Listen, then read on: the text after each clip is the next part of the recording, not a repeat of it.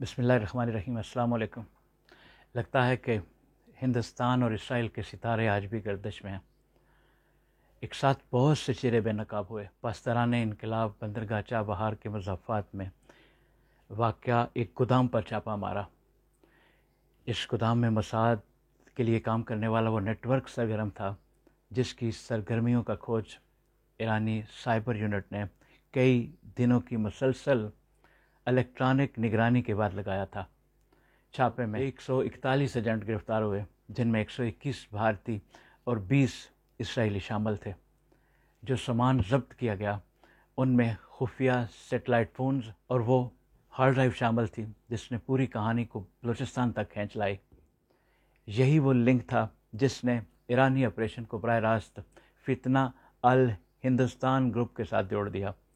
ایران نے فوری طور پر یہ معلومات پاکستان کے ساتھ شیئر کی اور پاکستان نے راتوں رات اہم کارروائیاں کی، جس کے دوران پنجگور میں BLA کا ایک خفیہ اسلحہ ڈپو پاکستانی اداروں نے سیل کر دیا، جس سے اس گروہ کی مقامی کارروائیوں کو بڑا نقصان ہوا۔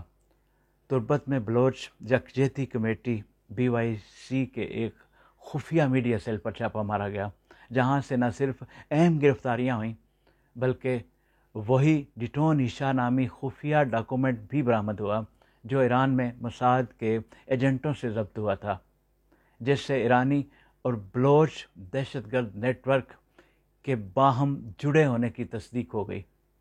ادھر کوئٹہ میں ایرانی تیل کی سمگلنگ سے منسلک وہی پمپ مالکان FIA کے ریڈار پر آ گئے، جن کے مالی لین دین را اور BLA سے وابستہ اکاؤنٹ سے جڑے پائے گئے۔ ان مشترکہ کارروائیوں کے صرف 24 گھنٹے کے اندر BLA کی سپلائی چین منقطع ہو گئی، جبکہ BYC کی سوشل میڈیا مہارت بھی اچانک بیٹھ گئی کیونکہ ان کے درجنوں جعلی اکاؤنٹ بند ہو گئے اور سوئنگ بریک کے نام سے چلنے والا پراپوگنڈا رک گیا۔ یہ مہم غیر فعال ہو گئی۔ یہ سب کچھ اس بات کا ثبوت بن کے ابھرا کہ ایران میں ہونے والا موساد مخالف آپریشن بلوچستان میں فتنۃ الہندوستان نیٹ ورک کی ریڑھ کی ہڈی توڑنے کے مترادف ثابت ہوا۔ ایرانی آپریشن کے بعد بلوچستان میں BLA کی صفوں میں شدید ڈی مورلائزیشن دیکھی گئی۔ BLA کے خود ساختہ کمانڈر نے خفیہ ٹیلی گرام گروپ میں اپنے نیٹ ورک کو یہ پیغام دیا کہ بھارتی مدد کا راستہ بند ہو چکا ہے، اب بڑے حملوں کی بجائے چھوٹے اور کم نظر آنے والے آپریشن پر منتقل ہو جاؤ۔ اس پیغام کا فوری اثر زادان تا کوئٹہ کوریئر نیٹ ورک پر ہوا، جہاں پیسے اور اسلحہ لانے والے رابطہ کاروں نے نقل و حرکت سے انکار کر دیا۔ یوں BLA کے فیلڈ کمانڈر نہ صرف رسد سے محروم ہوئے بلکہ بلوچ یکجہتی کمیٹی BYC کی سوشل میڈیا مہم بھی متاثر ہو گئی۔ یہ صورتحال ان گروہوں کے لیے نفسیاتی اور عملی دونوں سطحوں پر ایک کاری ضرب ثابت ہوئی۔ تحقیقات سے پتہ چلا کہ اس نے دبئی میں رجسٹرڈ 3 جعلی شیل کمپنیوں کے ذریعے بلوچ یکجہتی کمیٹی کو خفیہ طور پر $32 لاکھ کی فنڈنگ کی۔ اس رقم کا بڑا حصہ نومبر 2024 میں چلنے والی سوشل میڈیا مہم پر خرچ ہوا، جس میں BYC نے جھوٹے دعووں کے ذریعے عالمی رائے عامہ کو گمراہ کرنے کی کوشش کی۔